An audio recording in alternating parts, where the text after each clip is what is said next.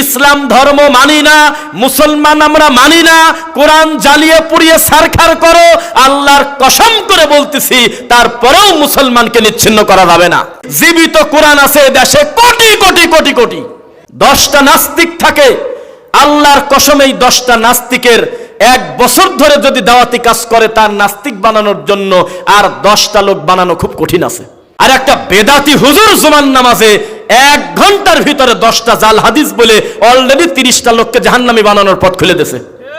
একদিন পীরের কাছে বসে, একদিন পীরের কাছে মুরিদ হয়ে, একদিন পীরের পায়ে সেজদা যদি দিয়ে থাকেন, আল্লাহর কসম আপনি ম্যাক্রোর চাইতে খারাপ।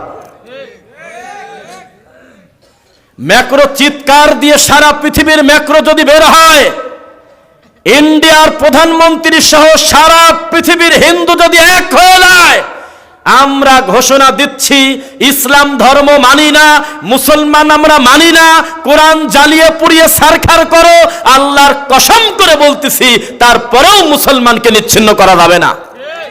দুনিয়ার সব কোরআন যদি অমুসলিমরা পুড়ায় দেয়, আল্লাহর কসম করে বলতেছি জীবিত কোরআন আছে দেশে কোটি কোটি কোটি কোটি। কোনো ক্ষতি করতে পারবে না। ক্ষতি যা করার আপনার হুজুর আর আপনি করতেছেন কেন? এই বট থেকে যদি একটা নাস্তিক থাকে, 10টা নাস্তিক থাকে, আল্লাহর কসম এই 10টা নাস্তিকের 1 বছর ধরে যদি দাওয়াতি কাজ করে তার নাস্তিক বানানোর জন্য আর 10টা লোক বানানো খুব কঠিন আছে।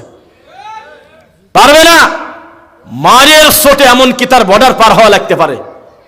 কারণ ওই নাস্তিকের বাপ শুধু জুমার নামাজ পড়ে এ কথা ঠিক, তবে ওই নাস্তিকের বাপ জানে আল্লাহ একজন আছে, সেজন্য বাপের কাছে পর্যন্ত একটা নাস্তিক ঠাঁই পায় না।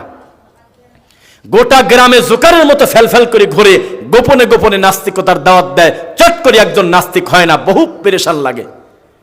আর একটা বেদাতি হুজুর জুমার নামাজে 1 ঘন্টার ভিতরে 10টা জাল হাদিস বলে অলরেডি 30টা লোককে জাহান্নামী বানানোর পথ খুলে দিয়েছে।